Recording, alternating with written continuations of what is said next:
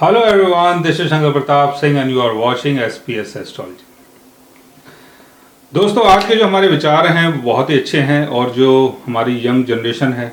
उसको आज के जो विचार हैं बहुत पसंद आएंगे।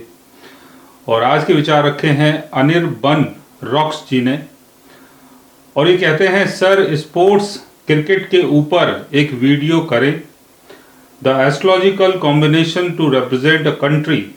इन स्पोर्ट्स क्रिकेट। यानी अगर आप एक खिलाड़ी हैं, क्रिकेट खेलते हैं, तो ऐसा कौन सा योग आपके बर्थ चार्ट में बनता है जिसके कारण आप अपनी कंट्री को रिप्रेजेंट करते हैं वर्ल्ड के सामने, दुनिया के सामने एज ए क्रिकेटर। तो अनिर्बन जी को मेरी तरफ से बहुत बहुत धन्यवाद कि आपने अपने विचार रखे और इसी तरीके से आप आगे भी अपने विचार हमें देते रहें ताकि हम आपके विचारों के ऊपर काम करते रहें। तो thank you so much Anirban ji. और चलते हैं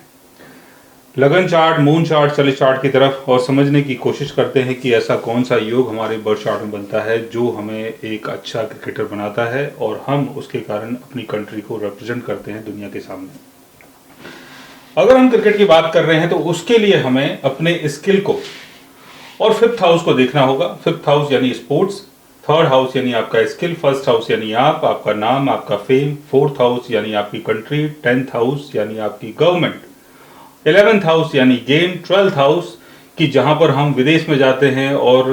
विदेश में जाके जो अपना नाम कमाते हैं उसका संबंध 12th हाउस से है यानी वर्ल्ड फेम। थर्ड हाउस का लॉर्ड, आपके स्किल का लॉर्ड अगर फर्स्ट हाउस में होता है तो आपकी कुंडली में ऐसा योग बनता है। फर्स्ट हाउस का लॉर्ड अगर थर्ड हाउस में होता है तब भी आपके चार्ट में ऐसा योग बनता है। फिफ्थ हाउस का लॉर्ड अगर फर्स्ट हाउस में होता है या फर्स्ट हाउस का लॉर्ड अगर फिफ्थ हाउस में होता है तब भी आपके चार्ट में एक अच्छा क्रिकेटमैन बनने का योग बन जाता है। फिफ्थ हाउस का लॉर्ड अगर 10th हाउस में होता है, थर्ड हाउस का लॉर्ड भी अगर 10th हाउस में होता है, तब भी आप अपनी कंट्री के थ्रू यानी आपकी कंट्री वाले आपको सपोर्ट करते हैं कि आप क्रिकेट में आगे बढ़ें और तरक्की करें,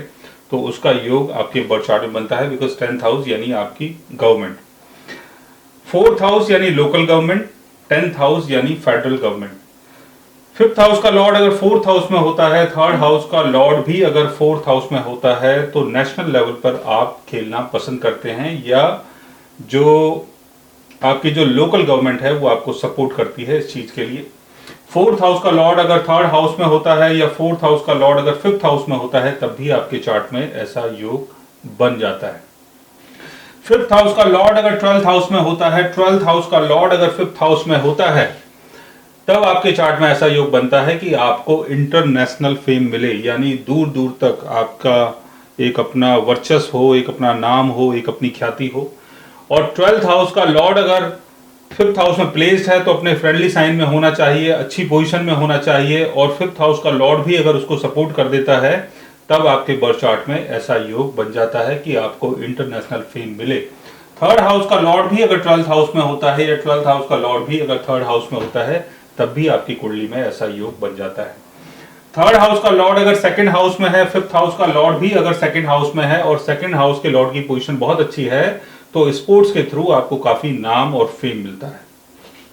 11th हाउस का लॉर्ड अगर थर्ड हाउस में हो या 11th हाउस का लॉर्ड अगर फिफ्थ हाउस में हो, तो स्पोर्ट्स के थ्रू यानी क्रिकेट के थ्रू आप काफी अर्न करते हैं और जो आपकी आकांक्षाएं हैं, उम्मीदें हैं, वो सारी पूरी हो जाती। फर्स्ट हाउस का लॉर्ड अगर अपने एग्जिल्टेशन में होता है, फर्स्ट हाउस का लॉर्ड अगर अपने एग्जिल्टेशन में होता है, आपके बर्थ चार्ट में कहीं भी होता है, और थर्ड हाउस का लॉर्ड और फिफ्थ हाउस का लॉर्ड भी अगर अच्छी पोजीशन में है, तो स्पोर्ट्स के थ्रू आपको काफी नाम और फेम मिलता है और आपकी एक अलग आइकॉनिक पहचान होती है, यानी आप एक आइकन बन सकते हैं अगर आपका फर्स्ट हाउस का लॉर्ड आपको सपोर्ट कर देता है। फिफ्थ हाउस में अगर राहु की प्लेसमेंट होती है, थर्ड हाउस में अगर राहु की प्लेसमेंट होती है, तब भी आपके चार्ट में ऐसा योग बनता है कि स्पोर्ट्स के थ्रू आपको काफी नाम और फेम मिले। थर्ड हाउस और फिफ्थ हाउस के लॉर्ड के ऊपर अगर राहु का एस्पेक्ट पड़ जाता है या राहु की प्लेसमेंट थर्ड हाउस और फिफ्थ हाउस के लॉर्ड के साथ होती है, तब भी आपको काफी नाम और फेम मिल सकता है। थर्ड हाउस का लॉर्ड अगर गेंद के घर में हो, फोर्थ हाउस का लॉर्ड भी अगर गेंद के घर में हो, फिफ्थ हाउस का लॉर्ड भी अगर गेंद के घर में हो, और 10th हाउस का लॉर्ड भी अगर गेंद के घर में हो, और 11th हाउस का लॉर्ड अगर अच्छी पोजीशन में हो, अपने ओन साइड में हो या अपने एग्जिल्टेशन में हो, तो स्पोर्ट्स के थ्रू आपकी सारी ख्वाहिशें पूरी होती हैं, आपको इतना पैसा मिलता है, इतना फेम मिलता है कि बस पूछो मत फिर क्या होता है, मैं आगे कुछ बता नहीं सकता।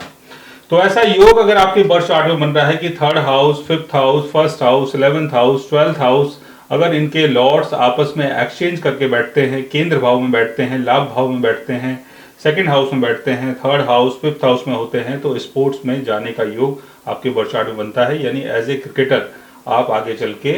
अपने आप को रिप्रेजेंट कर सकते हैं। इसके साथ साथ आपको शनि और मंगल की प्लेसमेंट को भी देखना बहुत जरूरी है, क्योंकि शनि ये सिखाता है कि आपको कैसे अपने बल्ले को बैलेंस करना है या आपको कैसे बॉलिंग करनी है, वो शनि आपको सिखाता है। तो शनि की प्लेसमेंट भी आपके बर्थ चार्ट में बहुत अच्छी होनी चाहिए, तब आपको ऐसा फायदा मिलता है। शनि अगर केंद्र भाव में है, अपने एग्लिटेशन में है, और एरी साइन में भी अगर शनि है, एरी साइन में हालांकि शनि अपने डैबिलिटेशन में होता है, लेकिन स्पोर्ट्स पर्सन के लिए एरी साइन का शनि यानी नीच का शनि अच्छा माना जाता है। साथ में मंगल अगर अपने ऑन साइन में है, अपने एक्सल्टेशन में है, केंद्र भाव में है, त्रिकोण भाव में है, या प्रतिस्पर्धा के घर में, छठा घर जो है वो प्रतिस्पर्धा का होता है, अगर शनि यहाँ पर नीच का है या मंगल अगर यहाँ पर उच्च का है, या मंगल अगर अपने ऑन साइन में है, शनि अगर अपने ऑन साइन में है, तब भी आपको काफी नाम और फेम मिलता है और आप अपने एनिमी को परास्त कर देते हैं, यानी जो आपके सामने खड़ा होता है वो ध्वस्त हो जाता है। सो गाइस, अगर आपके बर्थ चार्ट में भी ऐसा योग बनता है तो आप एक बहुत अच्छे क्रिकेटर बन सकते हैं और अपनी कंट्री को रिप्रेजेंट कर सकते हैं एज ए क्रिकेटर। अगर आप भी जानना चाहते हैं किसी ऐसे योग के बारे में, तो उसके लिए आप हमारे चैनल को सब्सक्राइब कर सकते हैं। और अगर आप हमसे बात करना चाहें, कंसल्ट करना चाहें, पर्सनली हमसे मिलना चाहें, तो आप हमारी वेबसाइट के थ्रू, हमारे ऐप के थ्रू हमसे मिल भी सकते हैं, बात भी कर सकते हैं, और गाइज आप हमसे कंसल्ट भी कर सकते हैं। So guys, take care, love you all and good bye.